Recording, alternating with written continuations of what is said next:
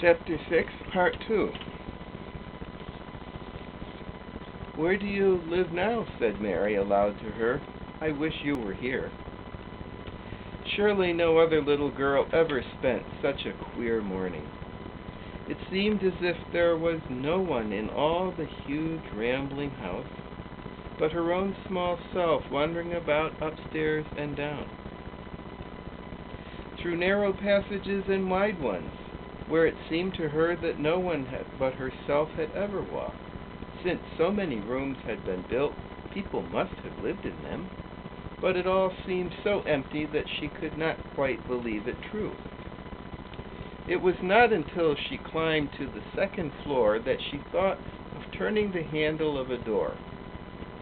All the doors were shut, as Mrs. Medlock said they were, but at last she put her hand on the handle of one of them and turned it. She was almost frightened for a moment when she felt that it turned without difficulty, and that when she pushed upon the door itself, it slowly and heavily opened. It was a massive door, and opened into a big bedroom. There were embroidered hangings on the wall, and inlaid furniture such as she had seen in India stood about the room. A broad window with leaded panes looked out upon the moor, and over the mantel was another portrait of the stiff, plain little girl who seemed to stare at her more curiously than ever. "Perhaps she slept here once," said Mary. "She stares at me so that she makes me feel quite queer." After that she opened more doors and more. She saw so many rooms that she became quite tired and began to think that there must be 100, though she had not counted them. In all of them there were old pictures or old tapestries with strange scenes worked on them. There were curious pieces of furniture and curious ornaments in nearly all of them. In one room, which looked like a lady's sitting room, the hangings were all embroidered velvet, and in a cabinet were about 100 little elephants made of ivory. They were of different sizes, and some had their mahouts or palanquins on their backs. Some were much bigger than the others, and some were so tiny that they seemed only babies. Mary had seen carved ivory in India, and she knew all about elephants. She opened the door of the cabinet and stood on a footstool and played with these for quite a long time. When she got tired, she set the elephants in order and shut the door of the cabinet. In all her wanderings through the long corridors and the empty rooms, she had seen nothing alive, but in this room she saw something. Just after she had closed the cabinet, she heard a tiny rustling sound. It made her jump and look around at the sofa by the fireplace from which it seemed to come. In the corner of the sofa there was a cushion, and in the velvet which covered it there was a hole, and out of the hole peeped a tiny head with a pair of frightened eyes in it. Mary crept softly across the room to look. The bright eyes belonged to a little gray mouse, and the mouse had eaten a hole into the cushion and made a comfortable nest there. 6 baby mice were cuddled up asleep near her. If there was no one else alive in the 100 rooms, there were 7 mice who did not look lonely at all. "If they wouldn't be so frightened, I would take them back with me," said Mary. She had wandered about long enough to feel too tired to wander any farther, and she turned back. 2 or 3 times she lost her way by turning down the wrong corridor, and was obliged to ramble up and down until she found the right one, but at last she reached her own floor again, though she was some distance from her own room and did not know exactly where it was.